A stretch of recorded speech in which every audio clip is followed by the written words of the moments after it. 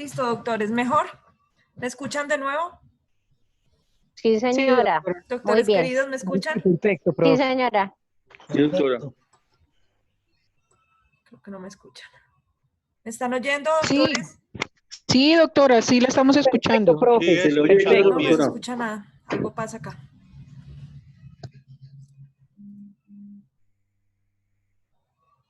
Ahí está de nuevo. ¿Me escuchan? Sí, Sí, doctora. profe. Ahora sí los escucho. Se le oye claro. Fuerte y claro. No sé es por qué no sale el video y eso sí puede ser un inconveniente en esta tutoría, pero bueno, vamos a intentar hacerlo. Entonces voy a volver a dar la información para que no tengamos inconvenientes. A ver, doctores, les decía, Profe, señora, desde custodia, desde el manual que estaba subido, ahí quedamos. listo, listo. De todas maneras, les voy a repetir la información para que no nos descontextualicemos, además porque muchos de ustedes no estaban en el momento en que ingresamos o en que iniciamos esta reunión. Les decía que sobre el ejercicio número 1 hay un claro problema y es que ustedes no están juntos y tienen una imposibilidad de reunirse, lo que implicaría que deben hacer la misma escena cada uno en su casa y hacer su parte para que luego, mediante edición de video, puedan construir esas 3 partes que hace cada uno en un solo video. Los manuales de cadena de custodia y los formatos de primer respondiente y demás están subidos a la plataforma para los 2 grupos. Ya el grupo de la noche tuvo la oportunidad de tener esa clase, pero los de la mañana la van a tener mañana. Entonces van a poder saber a qué nos estamos refiriendo con el abordaje en espiral, en encuadrantes y demás. Esa clase la van a tener el día de mañana. Mientras tanto, pueden empezar a ordenar eventualmente cómo es que van a cuadrar las escenas o qué clase de escena van a hacer. Les decía que no manejen demasiadas evidencias porque como el ejercicio debe durar solo 5 minutos máximo, no les va a dar para recoger demasiado. Entonces, fijen por ahí 2 escenas, perdón, 2 elementos materiales probatorios o 2 evidencias físicas, además del cuerpo, para que alcancen a recolectarlas. Ojo, lo primero que hay que hacer es fijar la escena. ¿Cómo se fija la escena? Fotográficamente es la manera más fácil. Entonces debe haber un fotógrafo que además esté haciendo una planimetría de dónde están ubicados los elementos respecto del cuerpo y en general de la escena. Después de haberse fijado, se proceden a embalar, a recolectar por parte del recolector, que hace parte del grupo de criminalística, quien la recoge de una manera específica dependiendo de qué clase de evidencia es. Si es como si es balística, en dónde la va a embalar, en dónde la va a rotular, etcétera, etcétera. Después de eso la embala, la rotula y la somete a cadena de custodia y la pone en un contenedor general en donde están todas las evidencias. Lo último que se embala siempre es el cuerpo. Recuerden que tienen que dejar claro en qué posición está el cuerpo, de acuerdo a lo que vieron el grupo de la noche el viernes y el grupo de la mañana en lo que aparece en las diapositivas de medicina legal que les envíe. ¿Alguien aquí tiene dudas sobre ese primer ejercicio o han abordado ese primer ejercicio ya? Profe, una pregunta. Señora. Pues como son, usted dice que más o menos 2 o 3, pues se podría manejar la escena y el caso, el de Caín y Abel. Sí, ustedes verán, ustedes montan la escena como quieran, si quieren pueden manejar el de Caín y Abel, no hay ningún problema. Lo único es que recuerden que ninguno de ustedes puede hacer de muerto, ¿no? Entonces tienen que colocar un muertico ahí porque no sería justo con el resto del grupo que uno esté Profe, acostado mientras los demás trabajan. Señora. pues yo quería colocar pues para que fuera más real, porque es que con un muñeco queda feo y pues mi hijo podría servir de... No hay problema, Doc. Si le ayudan en su casa, maravilloso. Lo único es que los 3 Gracias, profe. miembros del grupo, ninguno de ellos puede ser el muerto. ¿Listo? Y mi hijo tiene 16, entonces queda perfecto porque el Oxiso tiene 17. Listo, listo, doctora. Eso ya es cuestión de ustedes. Entonces, lo importante Gracias, es lo profe. que les digo, que puedan unificar eso. El grupo, ese ejercicio es complejo, es por la dificultad de la reunión, porque implica pues la edición del video y eso. Ahora vamos con el segundo ejercicio. Doctora, una pregunta. Doctor Buenas Jessy, tardes. señor, buenas tardes. Doctora, ahí mismo en ese ejercicio se tiene que evidenciar los formatos que se van a llenar. Pues la verdad es que si tuviéramos mayor tiempo, pensaría que sí. Pero pues como ustedes van a grabar un video, no tiene objeto que se pongan a manejarlos porque no los van a enviar. Entonces es como más para que sepan qué va en cada lado y eso y ya, pero realmente lo que quiero ver es el ejercicio de la recolección, el embalaje y el rotulado y sometimiento a cadena de custodia de los elementos y cómo abordan la escena. ¿Listo? Ah, bueno, ok, doctora. ¿Listo? ¿Alguna otra pregunta sobre el ejercicio 1? Doctora, buenas tardes. Yo tengo una pregunta. Doctora Jenny, señora. Gracias, doc. Nosotros teníamos la idea de hacer la primera escena, el primer punto, y es hacer el video en silencio y en el momento de editarlo, que una sola persona hable y vaya comentando pues, todo lo que ha sucedido. ¿De esa manera se puede? ¿O en cada uno de los videos tiene que ir hablando la persona que está haciendo? Por ejemplo, el fotógrafo tiene que ir hablando o el de laboratorio tiene que ir hablando o no es necesario. ¿Lo podemos hacer en silencio y una sola persona que redacte todo el video? Ustedes Todas lo las pueden hacer circunstancias. como ustedes quieran. Lo importante es que se vean los 3 miembros del grupo y recuerden siempre decirme quiénes son los miembros del grupo, porque después entonces si digamos ustedes están manejando la escena, van a estar completamente cubiertos y yo no sé quiénes son. Entonces, que se presenten los miembros del grupo y se sepa quiénes son. Ya ustedes verán si cada uno va hablando su pedacito o si colocan a un narrador general, pero lo que sí quiero es mucho detalle en la forma en que están abordando la escena, cómo recolectan, perdón, cómo fijan, cómo recolectan y cómo rotulan elementos materiales probatorios. ¿Listo? ¿Alguna otra pregunta frente al ejercicio 1? Yo, Doc, profe. Señora doctora. Profe, es que como igual para hacer el proceso de la escena, toca empezar, pues usted dice que no, que pues igual lo de los formatos no, pero igual lo del tema fotográfico, igual como el tema fotográfico toca desde el lugar de los hechos, pero o sea, desde la calle, desde cuando ellos entran, ¿sí? Entonces son varias fotografías, varios formatos, no se podría de pronto esos formatos como editarlos en un PDF y las fotografías para que pues usted tenga la información desde cuando ellos llegan al lugar de los hechos. Sí, doctora, mire, yo les doy lo mínimo que les voy a pedir. Ya si ustedes Sí. quieren hacer más, pueden hacerlo. Sí, profe, ¿Listo? porque para que quede como más completo. Mejor, ¿sí? Ah, Lo que bueno, pasa es que profe. no quiero complicarles más la existencia Por, en ese le- ejercicio, sino si ustedes lo sí. quieren y lo pueden hacer, pues maravilloso. Sí, porque es que como son solo 5 minutos, mientras si se hace el proceso de las fotografías más los formatos y se hacen en un PDF y el video solamente como lo que usted nos indica, que sea claridad en el lugar de los hechos, cómo se va a embalar, como si es el tema de Caín y Abel, pues el tema balístico, entonces ya queda como más fácil solamente el tema del video, los 5 minutos, el tema fotográfico y lo de los formatos, pues en PDF y adjuntarlos pues, de alguna manera. Sí, doctora, por eso les digo, yo les digo lo mínimo que los exijo, ustedes si quieren hacer más, es cuestión de ustedes. ¿Listo? Ah, bueno, gracias, profe. Había Gracias. un doctor que tenía una pregunta, ¿quién será? Doctora, para editar, bueno, como es 5 minutos, o sea, para editar y pues para que quede como compilado el ejercicio, ¿no hay problema si uno se reúne? No, o sea, si hace No, no, las no. 3. O sea, Ah, bueno, si ustedes se pueden reunir y mantienen las medidas de salubridad y demás, es cuestión de ustedes. O sea, listo. yo no Ok, les pido que doctor. se reúnan porque están en cuarentena, pero si ustedes pues trabajan juntos o viven uno al lado del otro o les queda muy sencillo, pues desde que no haya contaminación no hay problema. ¿Listo? Listo, doctora, muy amable. Listo. Ok. ¿Alguna otra pregunta frente a ese ejercicio? Listo. Entonces vamos con el ejercicio número 2. Ojo, hace más o menos una hora les envié unas diapositivas, esto no lo ha visto ninguno de los dos grupos, que es cómo se hace el interrogatorio cruzado de testigos, que es el ejercicio número 2. El interrogatorio cruzado de testigos lo puede hacer la fiscalía o la defensa, es decir, cada una de las partes es dueña de la prueba que presenta. Entonces, si usted va a traer un testigo como fiscalía, pues será testigo de la fiscalía. Si lo trae como la defensa, pues será lo contrario.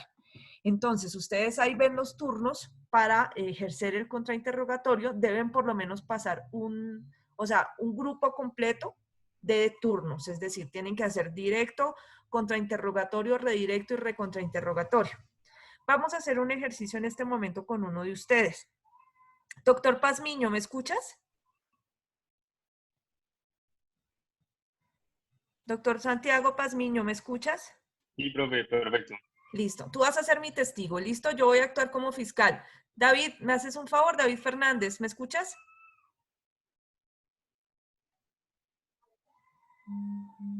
David Fernández, ¿me escuchas? Activa tu audio, por favor. Sí, dime. Listo. Tú me vas a servir de defensa.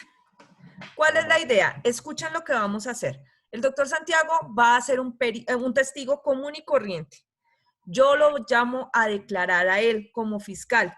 La defensa tiene que estar pendiente de qué temas se abordaron por parte de la fiscalía en el directo para poder hacer el contrainterrogatorio. Entonces, David, estás atento a lo que le voy a preguntar a Santiago. Santiago, regálame por favor tus nombres completos para el registro. Sí, señora, yo soy Santiago Pazmiño Rodas. Ok. Santiago, ¿qué edad tiene? Tengo 24. 24 años. ¿Usted vive en Bogotá? Actualmente no. Ok. Santiago, cuénteme, ¿usted esta mañana aproximadamente a las 8 de la mañana qué estaba haciendo? Esta mañana a las 8 de la mañana estaba haciendo una diligencia en el banco. Ok. ¿Puede informarle por favor a su señoría en qué banco? Sí, señora. Estaba haciendo una diligencia en el Bancolombia del Centro Comercial de la ciudad. ¿Centro comercial qué, perdón? Calima. Calima. Ok, listo. ¿Eso es en Bogotá o en dónde? Sí, digamos que el Calima de Bogotá. Ok. ¿Usted más o menos cuánto se demoró haciendo esa diligencia? En esa diligencia me demoré 30 minutos. Ok. ¿Usted fue al banco a pie o en carro? Al banco fui en carro. En carro. Listo. ¿A cuánta distancia queda el banco de su residencia? Más o menos unos 5 minutos. 5 minutos. ¿Usted puede decir qué clase de diligencia fue a hacer al banco específicamente? Sí, señora. En el banco estaba haciendo una consignación. Ok. ¿Puede decir usted más o menos cuánto dinero consignó? Sí, señora. Consigné 1.400.000. ¿Usted fue solo o acompañado? Estaba en compañía de mi hermana. Ok. ¿Su hermana es mayor o menor de edad? Es menor de edad. ¿Usted recuerda qué ropa tenía su hermana puesta? Sí, señora. Mi hermana tenía puesto un jean, tenía una camiseta amarilla. Ok. ¿Y usted recuerda qué ropa tenía puesta usted? Sí, señora. Yo tenía puesto también un jean y tenía una camiseta blanca. Además de eso, ¿llevaban algún elemento de seguridad? Elemento de seguridad, como cinturón y eso. No. Frente al COVID. Ah, sí, señora. Ambos íbamos con tapabocas. Ok. Muchas gracias, Santiago. Entonces, ahora va a venir la defensa a interrogar. La idea de este segundo turno es que como el testigo era de la fiscalía, en este caso, la defensa trate de refutar en todo o en parte lo que el testigo haya dicho. Entonces, ojo, las preguntas que va a hacer la defensa solo pueden estar basados en los temas en que abordó la fiscalía en este primer turno. Y las preguntas de la defensa en este caso deben ser cerradas. Señor defensor, proceda. El profesor, y hacerlo usted por ahí, vamos. Bueno, ¿cómo es que se llama el señor? ¿Se volvió Pazmiño? Santiago. ¿Santiago? Uh-huh. Santiago, ¿es usted residente de la ciudad de Bogotá? Objeción. Ojo, recuerden, las preguntas en este caso son cerradas, pero además de ser cerradas, no pueden ser repetitivas. Yo ya le había preguntado si vivía en Bogotá o no. ¿Listo? Entonces, si estuvieras haciendo esa pregunta, el trabajo de la fiscalía es objetar la pregunta para que el testigo no la conteste, a menos que el juez lo considere. ¿Listo? David, haz otra pregunta, por favor. Santiago, pero cuando dice cerrada, ¿tienes que ser estrictamente sí o no u otra opción? Puede ser sí o no. Vale. Entonces, Santiago, ¿estaba usted? No, porque ese es del lugar. ¿Estuvo usted en el Bancolombia de la calle 72 con séptima a las 8 de la mañana? Sí, señor. No lo oí. Repita la respuesta, Santiago, por favor. Sí, señor. Vale, entonces usted estaba en el Bancolombia de la 72 con séptima a las 8 de la mañana. Y usted estaba solo, ¿cierto? No, señor, como ya lo dije anteriormente, estaba en compañía de mi hermana. Pero anteriormente usted dijo que estaba en Calima, ahora dijo que estaba en la carrera calle 72 con séptima a las 8 de la mañana. Entonces, Ay, sí, ¿cuál de los dos qué lugares pena por la estaba? inconsistencia, qué pena por la inconsistencia de la historia. Lo que pasa es que tampoco estaba preparado para ese ejercicio. Estoy dando un poquito nervioso. Lo estamos todos, gracias. Entonces, Podemos decir que sí. Sí, estaba era en el centro comercial de Bogotá, en el de la 70 y... Bueno, el que usted acaba de mencionar. pero está cambiando todo, entonces al fin, ¿qué Santiago, hago? para. Gracias, David. Muy bien, David. ¿Qué hiciste? Atacaste la credibilidad del testigo. Ya a este testigo no le creen nada. ¿Por qué? Porque ¿cómo así que estaba en un lugar diferente a la misma hora? Sí. Entonces, muy bien, eso es lo que tiene que hacer la defensa en este caso. Si el testigo hubiese sido de la defensa, la fiscalía habría hecho lo que estaba haciendo David, ¿de acuerdo? Ese es el ejercicio que ustedes deben hacer. En este caso, Santiago es un testigo normal, es un civil, pero cuando se trate de peritos o de técnicos, el grado de interrogatorio es diferente porque va a raíz de una especialidad que ellos tienen y sobre una labor exacta que ellos hicieron. Noten que nosotros abordamos a Santiago sin saber exactamente de qué se trataban los hechos. Obviamente, si los hechos son, por ejemplo, de un hurto, pues todas las preguntas deben ir dirigidas a establecer eventualmente qué fue lo que ocurrió. Gracias, Santiago. Gracias, David. Doctor Niño, ¿me estás escuchando? Diego Niño. Sí, doctora, sí, señora. Listo. ¿Tienes tiempo de contestarme unas preguntas o estás trabajando?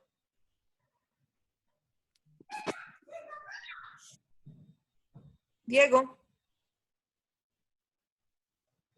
No, doctora, sí le puedo contestar. En estos momentos le puedo contestar, doctora. Listo.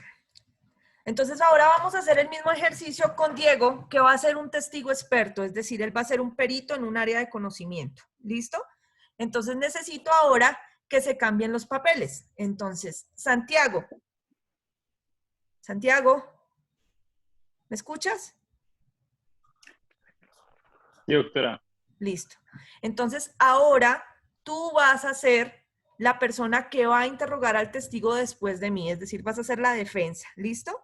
Entonces vas a estar muy atento a lo que diga Diego. Diego, por favor, Sí, informe señora, al doctora. despacho a qué se dedica usted.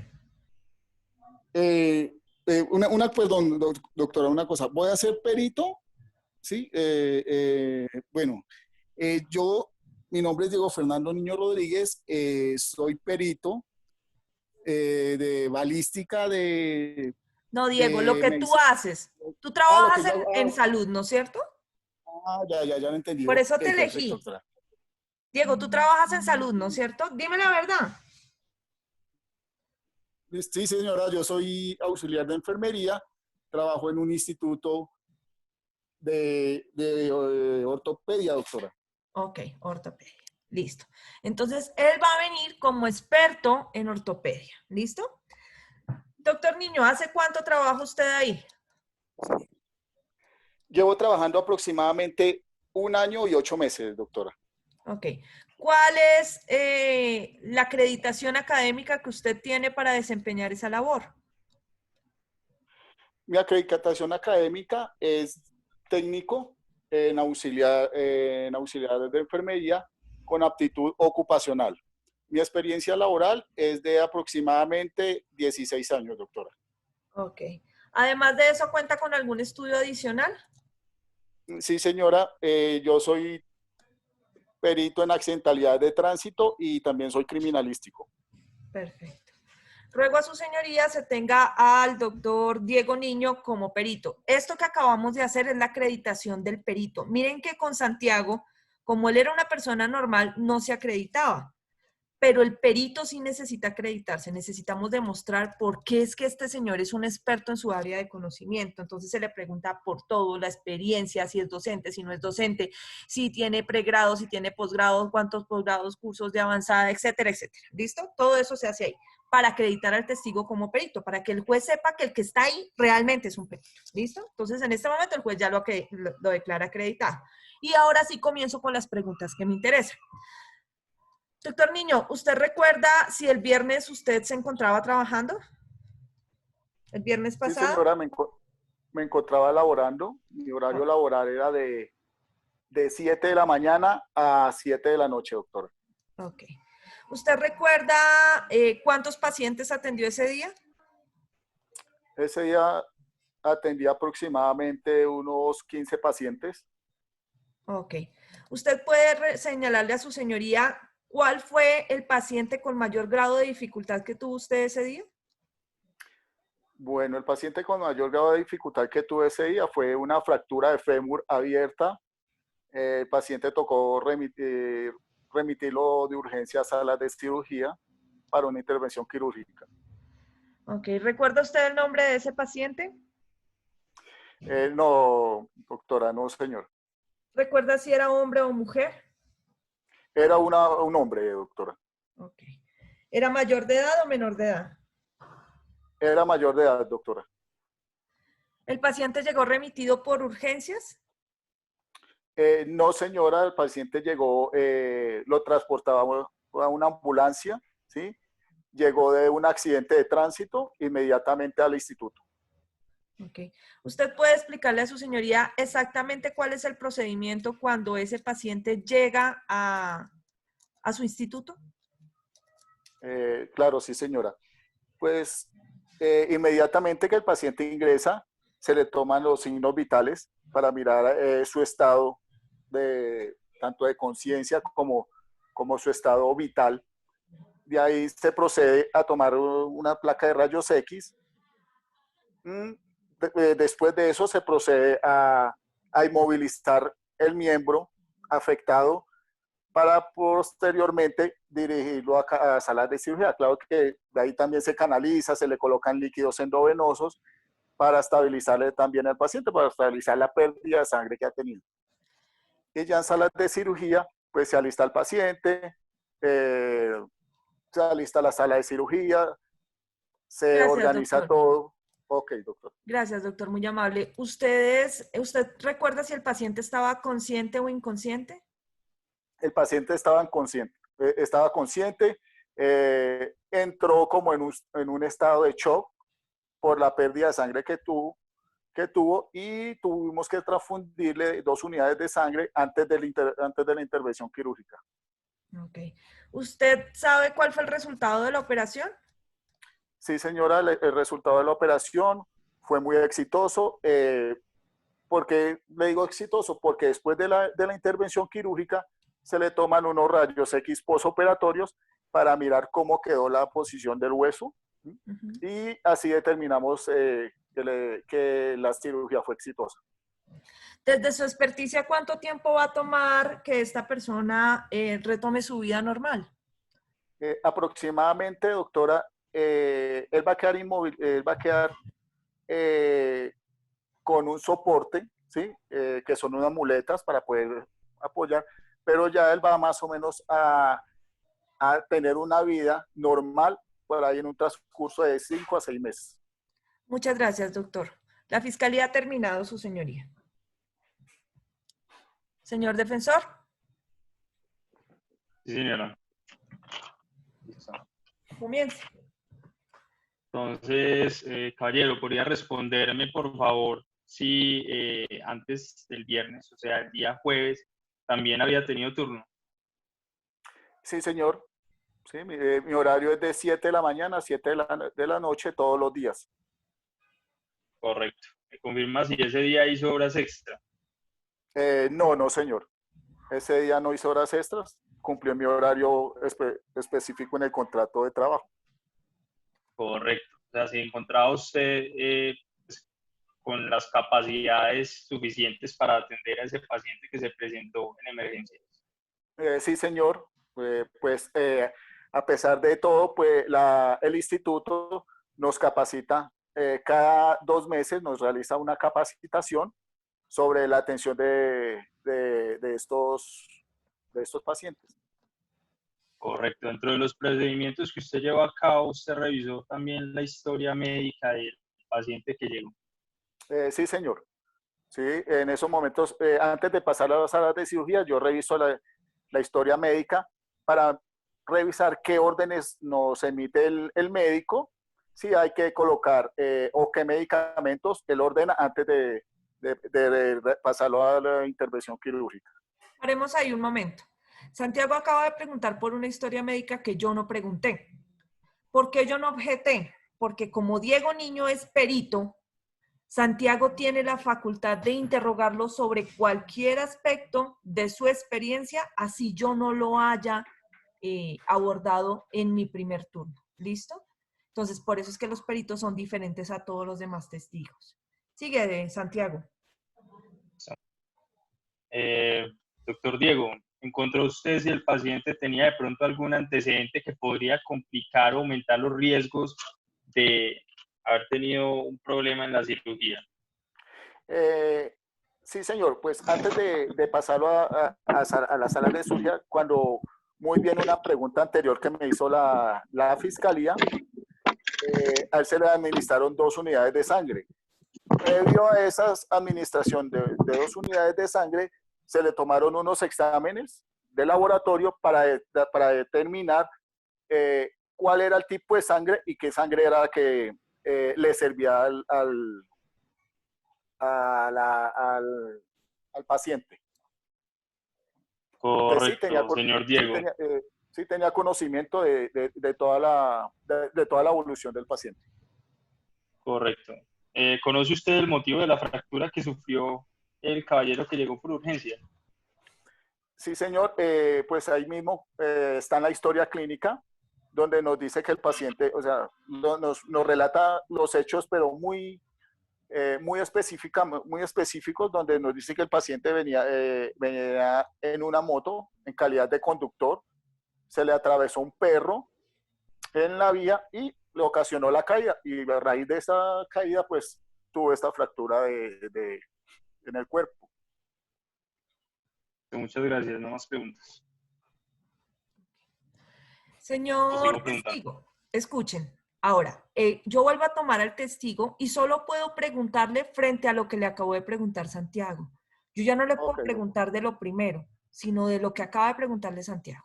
Entonces, doctor Niño, usted le mencionó hace un momento a la defensa que el motivo del accidente fue que se había atravesado un perro al motociclista. ¿Es así?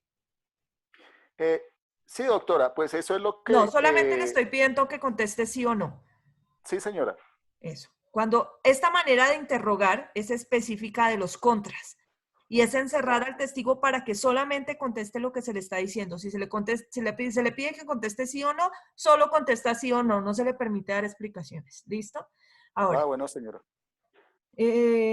Usted entonces manifiesta que esa información estaba en la historia clínica, ¿sí o no?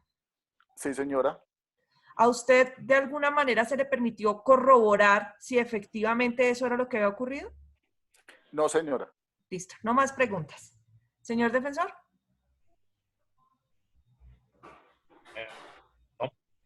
No más preguntas. Listo. Ok. Con eso cerramos el ejercicio. ¿Ven? Ojo, si después de que yo pregunte la primera vez, la defensa no pregunta, pues ya no pueden haber los demás turnos. Ese es el ejercicio que ustedes deben hacer. Ese es el segundo ejercicio, que es el interrogatorio, basado en las reglas que les mandé el día de hoy a través de las diapositivas y que vamos a ahondar de todas maneras la otra semana. ¿Tienen preguntas sobre este segundo ejercicio, doctores? ¿Nadie? Ok. Doctora, ¿y en ese ejercicio no había necesidad de preguntar sobre la incapacidad? ¿O ya estaba eso dentro de las diligencias? Ojo, lo que pasa es que como nosotros estamos haciendo aquí un ejercicio sin ningunos hechos específicos, si ustedes van dirigidos a demostrar un homicidio, pues entonces se concentran en demostrar el homicidio y en la defensa en demostrar que no lo es. Por ejemplo, Perfecto. si por ejemplo aquí la idea era demostrar que el cliente de Santiago era el que había causado el accidente, pues con las preguntas que hizo Santiago y lo que dice el testigo, al parecer sí existieron unas lesiones, pero fueron causadas por un hecho de un tercero que sería un perro que se le atravesó al señor. Con eso, Santiago habría ganado el caso. Entonces, ¿qué hice yo como fiscal? Tratar de demostrar que ni siquiera hay certeza de que ese perro existió. ¿Listo? Santiago, ¿tienes alguna pregunta? Sí, quería preguntarle puntualmente, es como con qué era que finalizaba el ejercicio, si tenía que terminar como con una especie de confesión o ¿Con una especie de por qué? parte de confesión No, o sea, confesión nunca, porque acuérdate que Diego no está bajo juicio. Él es ok. un perito. El que está bajo juicio es un procesado eventualmente. A veces los procesados se están declarando, pero ellos tienen derecho a no autoincriminarse. Y si en un momento dado llegan a confesar algo ahí, el juez suspende la diligencia y le manifiesta que está renunciando al derecho a guardar silencio. Y de todas Listo, maneras, profe, eso que gracias. acaba de decir, pues quedará y será usado en su contra. ¿Listo? ¿Alguna otra pregunta frente a este segundo ejercicio? Ok. Ahora, vamos con el último ejercicio, el ejercicio número. Doctora, una pregunta. Señor Tengo una doctor Diego pregunta. Niño. En ese momento, un ejemplo. Yo soy, no la fiscalía, sino la contraparte. En el momento en que yo le esté realizando esta entrevista al perito, si yo veo que el perito no tiene tanto el experticio técnico, yo puedo solicitarle al juez de que anule la versión del perito o todo lo ¿cómo le explicaría? O todos los hechos, todo lo hecho o lo realizado por el perito, yo lo puedo tumbar. Ojo, doc, esto no es como en civil en donde ustedes excluyen y sacan y deshacen, no. Acá todo se demuestra en el juicio. Entonces, por ejemplo, si yo llegase a demostrar mediante mi ejercicio del contrainterrogatorio que tú no eres perito, es decir, que no tienes la habilidad suficiente para haber realizado el trabajo, pues todo el peritaje se cae. Entonces el juez no le puede dar credibilidad, pero eso es objeto de valoración y eso lo recoges tú en tus alegatos. Diciendo, mire, es que este perito vino acá y de perito no tiene nada. Porque él, por ejemplo, no sabe diferenciar entre una fractura y un hematoma, entre un hematoma y un raspado, no sabe nada. Y usted lo vio en el juicio, entonces, ¿cómo le va a creer a ese testigo, señor juez? Y el juez va a terminar diciendo, sí, efectivamente ese señor no es perito. Pero eso lo avala en la valoración de la prueba, que es lo que se hace en el ejercicio número 3. ¿Listo? Bueno, doctora, muchas gracias. Eso es otro paso después del contrarrogatorio, Sí, en ¿sí? ese momento tú no puedes decirle al juez como, mire, este señor no sabe nada, no le crea nada, sáquelo de aquí. No, eso no lo puedes hacer ahí. ¿Listo? Ok, doctora. Doctora, otra pregunta, por lo menos, listo. El juez, es algo. El juez falla. Hay un fallo, hay una sentencia.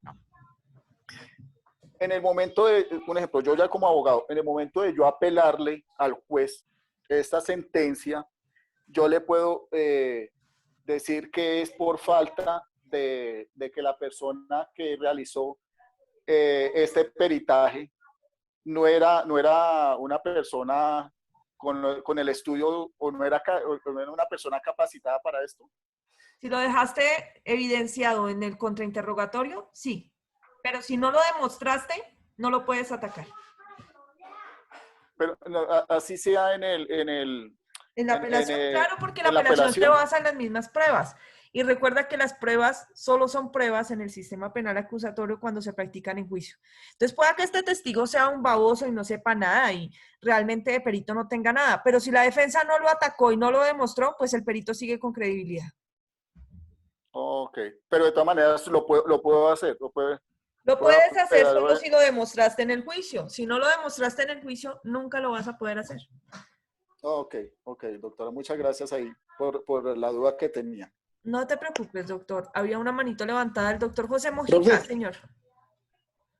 En el ejercicio 2 toca hacer las dos partes, testigo y perito, cada uno hace un pedacito, ¿o qué? Cada uno hace una cosita, ahorita lo hicimos acá. Pero pues sí, toca hacer los dos, perito y tener un testigo de perito, tener un testigo, tener un Ustedes perito eligen. y después hacer al contrario, No, o doctor, o ustedes con solo eligen. una.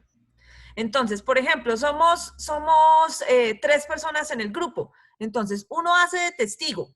Ustedes verán qué clase de testigo es, si es un testigo normal o es un perito o es un técnico. Él es el testigo.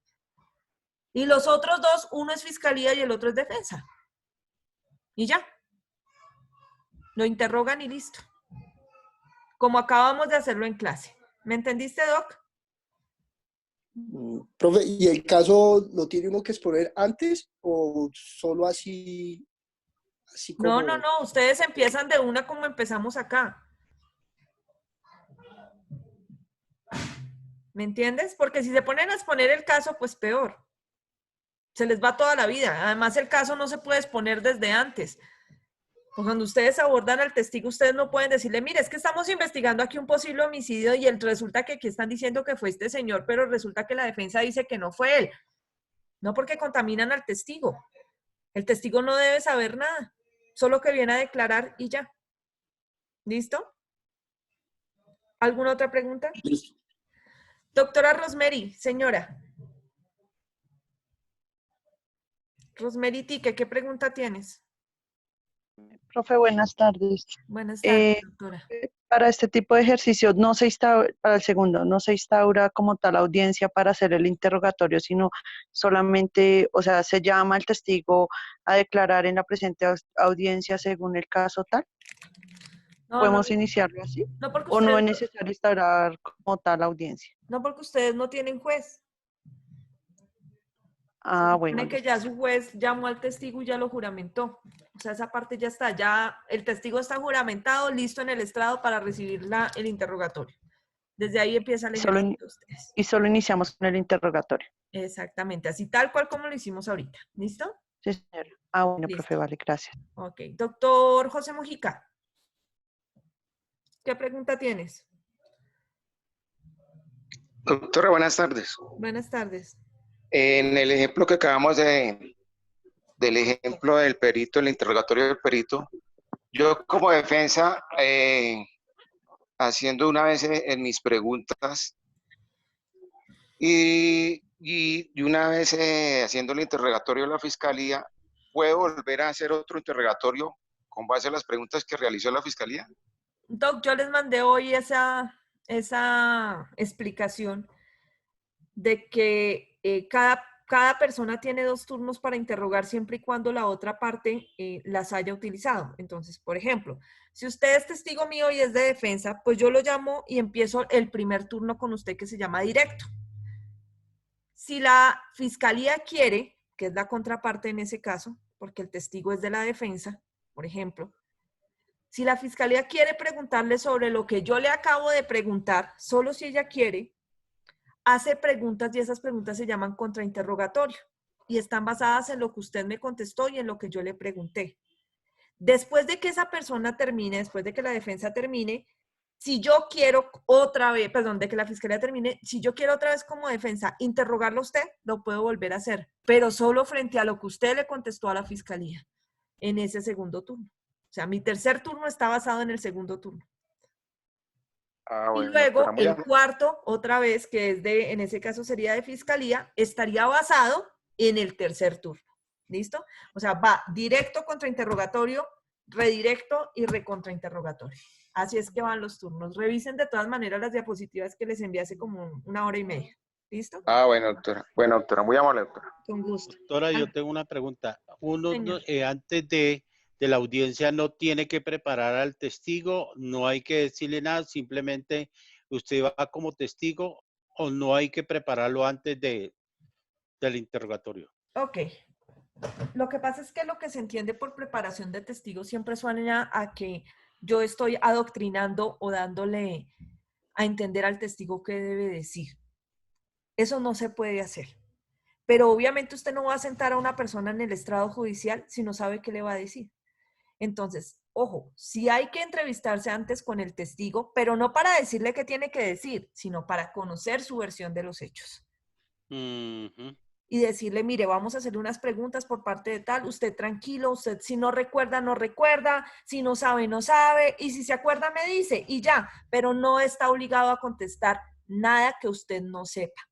Usted Sí, solamente va a hablarme con la verdad, y así es como se prepara un testigo. sí, la verdad y nada más que la Nada verdad. más que la verdad, exacto. No es como, cuando yo le pregunté esto, usted me dice esto. No, porque eso es ilegal. Eso es lo que se llama Ujú. preparar a un testigo. Y el juez se Sí, da cuenta de esas cosas. El juez se da cuenta y entonces eso implica no solamente que el testigo no sea creíble, que no sirva para nada en el juicio, sino que además puede llegar a dar responsabilidad disciplinaria y penal contra el abogado o contra el fiscal que esté preparando un testigo. ¿Listo? ok, gracias. ¿Alguna otra pregunta, doctores, frente a este ejercicio número 2? Doctor Camilo Ernesto Acero, señor. Camilo Ernesto, te escuchamos. Doctora, buenas noches.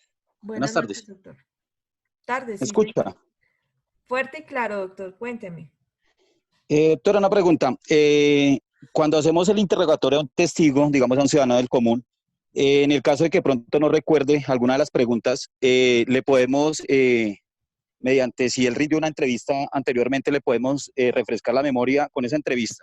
Sí, señor, las entrevistas sirven justamente para eso. Primero, para uno asegurarse de qué es lo que va a decir el testigo. Que no lo sorprenda a uno y que, por ejemplo, le diga, no, es que yo vi claramente cuando el doctor Carlos Moreno de Caro le pegó a una mujer en la esquina de la oficina. Y luego llega al juicio y diga, yo no vi nada, ni sé quién será Carlos Moreno. Hombre, pues queda uno re mal. En cambio, si uno tiene la entrevista, uno utiliza la entrevista, eso se llama para impugnar la credibilidad del testigo y lo hace leer su propio dicho, pero esa entrevista tiene que estar firmada por el testigo. Entonces, las entrevistas sirven para impugnar la credibilidad del testigo o para ayudarle a refrescar la memoria. De la misma manera se pueden utilizar los informes. Entonces, por ejemplo, hace un momento cuando el doctor Diego Niño yo le preguntaba si recordaba cómo se llamaba el paciente, él me dijo, no recuerdo. Eventualmente yo puedo utilizar la historia clínica para que él recuerde el nombre del testigo. ¿Listo? El nombre del paciente. Se pueden utilizar para refrescar memoria o para impugnar la credibilidad, siempre y cuando hayan sido rendidas por el testigo, es decir, hayan sido firmadas por él. Si es una historia clínica, que haya sido firmada por Diego Niño. Si es una entrevista, que haya sido firmada por Santiago, que estaba diciendo que estaba en el banco a tal hora y no sé qué. ¿Listo? ¿Hasta ahí claro? Ok, doctora. Doctora, previamente hay que presentársela a la defensa. Si el testigo es de fiscalía, se le presenta esa entrevista al abogado defensor, posteriormente se le presenta al juez. ¿Es así? El juez nunca la conoce, doctor. El juez no entra en contacto con entrevistas porque las entrevistas no se van a incorporar en el juicio, solamente se utilizan para impugnar credibilidad. Y sí, señor, se descubren con anticipación. La fiscalía debe descubrir entrevistas y demás documentos, incluyendo informes, durante la audiencia de acusación, antes de la preparatoria. Y la defensa debe descubrir las pruebas que tienen los elementos materiales probatorios, como las entrevistas, informes y demás, antes de la realización de la audiencia preparatoria. Perdón, durante la audiencia preparatoria antes de que se realice el juicio. La única excepción Doctora, para una poder pregunta. descubrir, doctor, disculpe, la única excepción para poder descubrir sobre la marcha, eventualmente, fuera de esos tiempos, un informe es un informe de carácter pericial que haya sido enunciado desde el comienzo del juicio, es decir, desde la audiencia preparatoria, pero que hasta ahora se terminó de elaborar. Y el término máximo es 5 días antes de que el testigo vaya a juicio, de que el perito vaya a juicio, debe habérsele entregado a la corte aparte el informe base de opinión pericial o no podrá ser usado en juicio. Señor, ¿qué pregunta tenía, doctor? Doctora, una pregunta. Basándome en la entrevista, ¿sí? Esa entrevista le tengo que mostrar a la paciente o a la persona que estoy interrogando. ¿Antes le muestro la entrevista o después de que la persona me ha respondido las preguntas? Cuando tú le vas a impugnar la credibilidad o le vas a refrescar memoria, o sea, tú no puedes ¿Cuál? mostrársela antes para que se acuerde. Ok, Si no, tú llegas y le dices, por ejemplo, Diego, ¿tú te acuerdas del nombre del paciente? No, no recuerdo. ¿Ustedes saben dónde está el nombre del paciente en algún documento? Ah, sí, pues debe estar en la historia clínica. O sea que si usted tuviera la historia clínica, ¿recordaría el nombre del paciente? Sí, claro. Su señoría, permiso para poner de presente la historia clínica al doctor Diego Niño para que recuerde el nombre del paciente. Entonces ahí se le pone de presente y él dice, ah, sí, el paciente se llama Pepe. Listo, ya. Ok, doctora. Y se le retira el documento. Ahora, si es para impugnar la credibilidad del testigo, por ejemplo, lo que hizo David con Santiago, entonces si Santiago inicialmente había dicho que había estado en el centro comercial Calima y luego en el juicio viene y dice que no, que fue en la 72 con 11 o con séptima, o no me recuerdo muy bien dónde le preguntó, pues entonces uno llega y le dice, ¿usted está seguro? Y dice, sí, yo estoy seguro que fue en la 72 con 11. Entonces le digo, su señoría, permiso para presentarle una entrevista al testigo con el fin de impugnar la credibilidad. Y lo pone a leer. Santiago, ¿qué dice aquí? O sea, ¿quién escribió ese documento? Yo. ¿Es mi firma? Sí. ¿Es su nombre? Sí. Ok, lea esta parte. Ah, pero es que ahí, solo lea. Pero es que yo, no. Lea lo que dice ahí. Yo entonces estaba en el centro comercial Calima. Entonces, ahora sí, le retiro el documento. ¿Dónde está usted? ¿En el Calima o en la 72? Entonces Santiago empieza a dar explicaciones como las que intentó dar en el interrogatorio, diciendo que es que estaba nervioso, que se confundió, que ya quedó impugnada la credibilidad del testigo. ¿Listo? Usted no tiene que ponerse a decirle al juez ahí, mire, ¿lo sí ve cómo está diciendo mentiras? No, nada, usted no le dice nada. Ya el juez entendió y todos entendimos que Santiago estaba diciendo mentiras. ¿Listo? ¿Listo, Diego? Listo, doctora. Ok, muchas gracias. Ok. Sí, señora. ¿Alguna otra Ya pregunta? le entendí. Ok, gracias, doctora. Listo. ¿Alguna otra pregunta frente al ejercicio 2? Listo. Entonces vamos con el ejercicio 3. El ejercicio 3 en sí es como en teoría más sencillo de hacer, en el sentido en que el que va a hablar es el juez. ¿Por qué? Porque es el que está leyendo la sentencia. Esa sentencia tuvo que haber sido trabajada entre los tres, obviamente, espero. Pero él va a leer una sentencia muy parecida a la que ustedes leyeron de Juliana Zamboní, en donde el juez va a ir relacionando uno por uno los elementos materiales probatorios, porque estas no fueron pruebas, porque no fueron debatidas en el juicio, sino los elementos materiales probatorios que aparecen ahí para demostrar la tipicidad, la antijuridicidad, la culpabilidad, eventualmente, del señor Caín en un presunto homicidio agravado. Y después va a individualizar la pena y a mirar si le conceden unos juzgados o sustitutos. ¿Quién está hablando? Uy. Eso es lo que tienen que hacer. Entonces, por ejemplo, ejercicio número 3. Les voy a decir más o menos cómo se hace. Entonces llega y dice, por ejemplo, el Juzgado Primero Penal del Circuito con Funciones de Conocimiento de Bogotá, el día de hoy, 25 de mayo del año 2020, procede a proferir sentencia de carácter condenatorio en contra de el señor Pablo Emilio Escobar Gaviria. Zapata. No les voy a hacer la tarea de una vez, no, tampoco. Pablo Emilio Escobar, por el presunto delito de tráfico, fabricación o porte de estupefacientes en la modalidad de tráfico, basado en la aceptación de cargos que hiciera ante el juez de control de garantías. Hechos jurídicamente relevantes.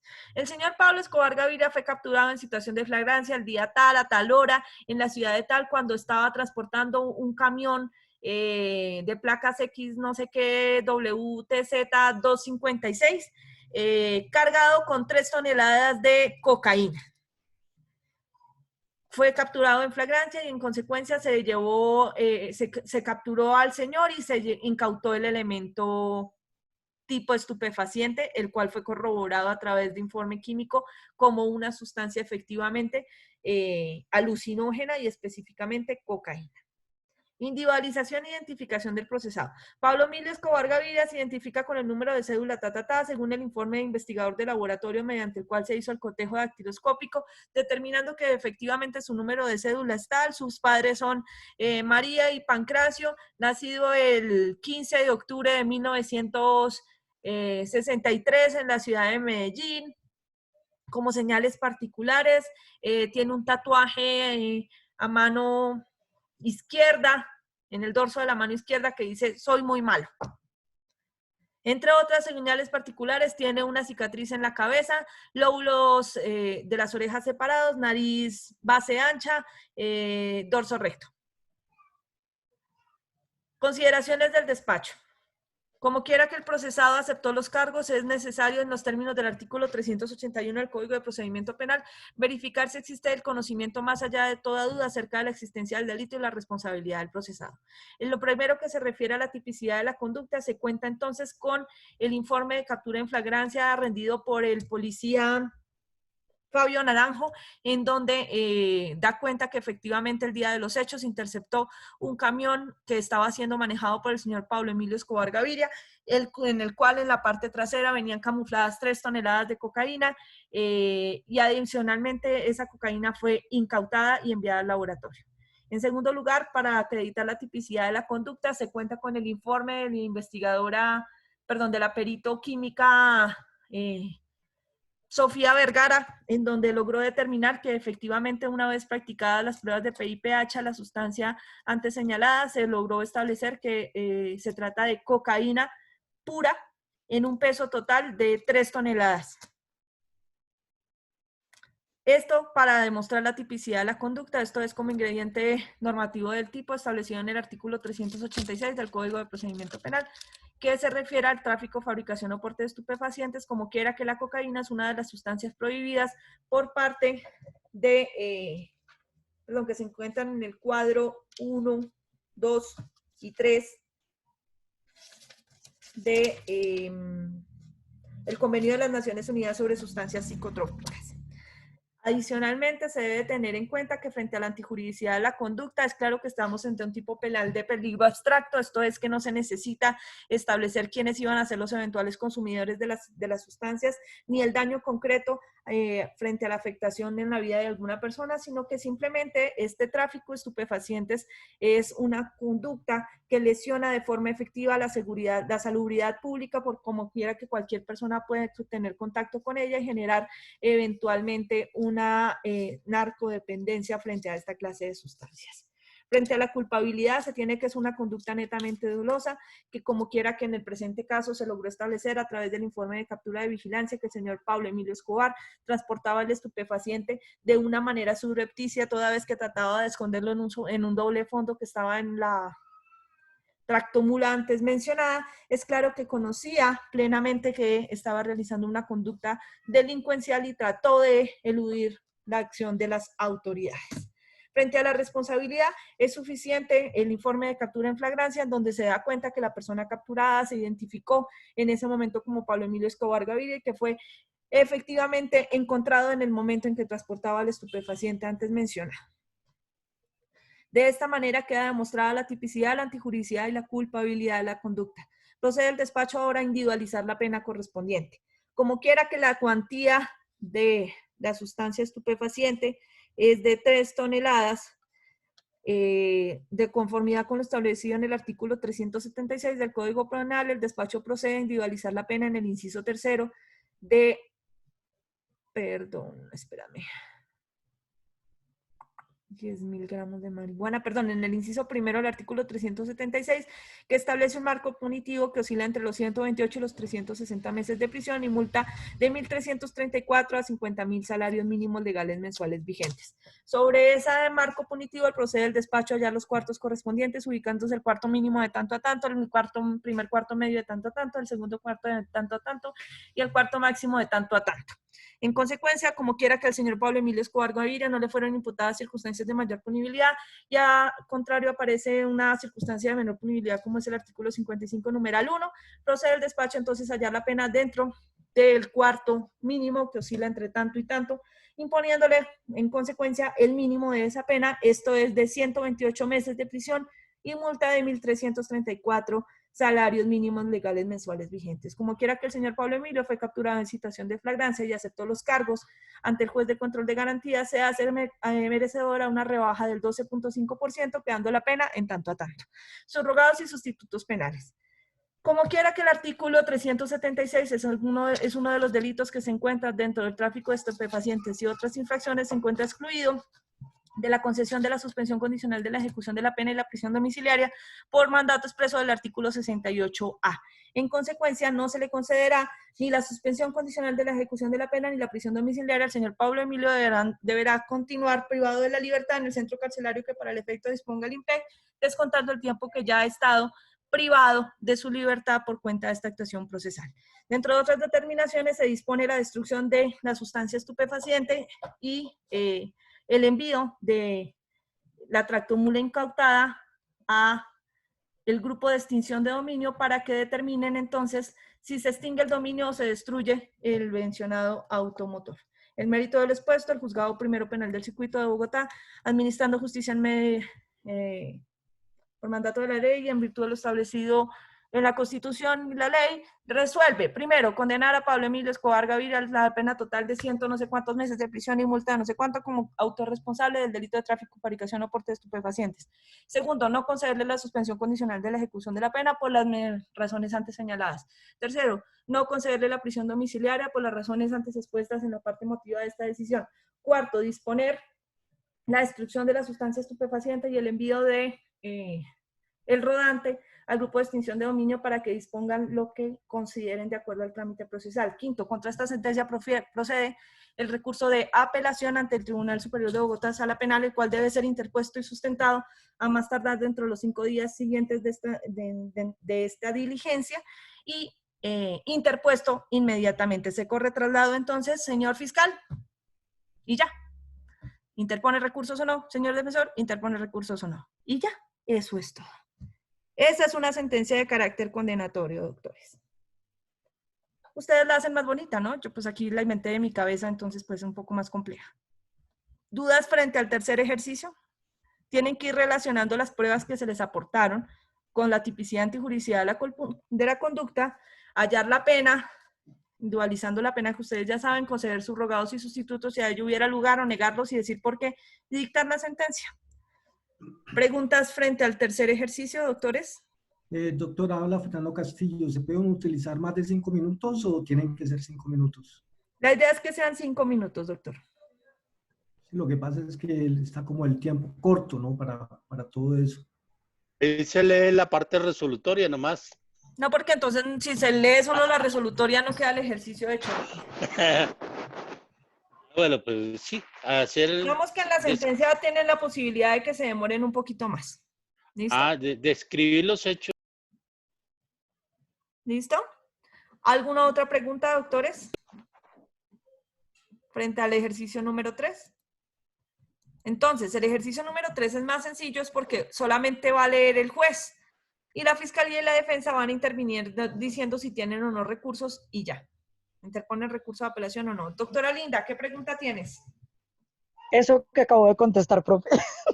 ¿Cómo intervienen la fiscalía y la defensa ahí? Pero ya me lo contestó. O sea, ellos solamente deben decir si tienen o no tienen recursos, no más, porque es que ahí se lee una sentencia condenatoria.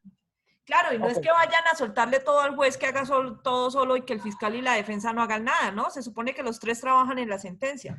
No, pero igual todos trabajamos, nosotras tres, por ejemplo, todos trabajamos en la sentencia las tres, inclusive ayer estuvimos reunidas un poco de tiempo, pero sí teníamos esa duda porque no sabíamos si se supone que se está leyendo es una sentencia condenatoria y aparte de eso se allanó a cargos el imputado, pues, o sea, ahí lo único que pueden ellas es interponer recurso, no más. Nada más, sí, no se puede hacer más. Y Esa era la solamente pregunta. de apelación, ¿no? Y solamente de apelación, correcto. Listo. Listo, esa era la pregunta, profe. Listo, doctores. Y la fecha definitivamente es 27 de mayo, ¿no? Sí, señora, de la fecha de la necropsia. Ok, la fecha de la necropsia y los hechos obviamente el mismo día. Sí, señora. Sí, Listo, claro. Listo, perfecto. Listo. ¿Alguna otra cosita? Muy bien, doctora Liz. Muy bien, doctora Gracias, Liz. Pablito. Gracias, doctor Pablo. Doctora Zulima, señora. Sí, es que la duda con lo de la fecha es porque es para poderse pues verificar realmente el hecho, no lo deberíamos colocar como tan prolongado, porque si estamos hablando de que fue en la audiencia de imputación, entonces podríamos hacerlo o regularlo más o menos en una línea de tiempo que sea pues más veraz, que en esa fecha se disponga ya para la lectura del fallo, pero el dictamen como tal podría haber sido mucho antes. Sí, doc, pero... No, Entonces, porque es la apurado. prueba que va a ser, digamos, esencial para determinar que sí hubo un homicidio. Ok, miren, lo que vamos a aclarar es lo siguiente. La fecha de los hechos es el 27. La fecha de la necropsia es el mismo 27 de mayo. Lo que pasa es que este juez trabaja muy rápido. Es una justicia como debería ser y al día siguiente le están dictando sentencia, o sea, el 28 de mayo.